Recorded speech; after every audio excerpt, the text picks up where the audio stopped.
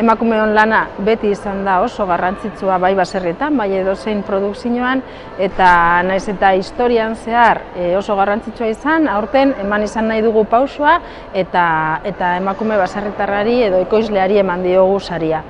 Oso pozik gaude, seguretzako da emakumearen lana kaleratzea eta ikus dezala. Aurten lan egin dugu Santo Tomas jasangarriagoa izateko, horretarako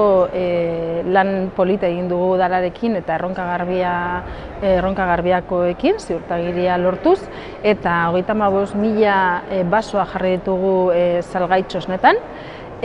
bakoitzak egin dezala nahi duena gero baso horrekin, bai etxera eroan eta berriro ere erabiltzea, edo guri bueltatzea garbituko ditugula aurrengo urtera begira, eta donazio bueltatzen diren basuen kopuruaren diru hori, edo diru laguntza hori emango diogu bi fundazioei, Sindrome Down Fundazioari eta Peñascal Fundazioari.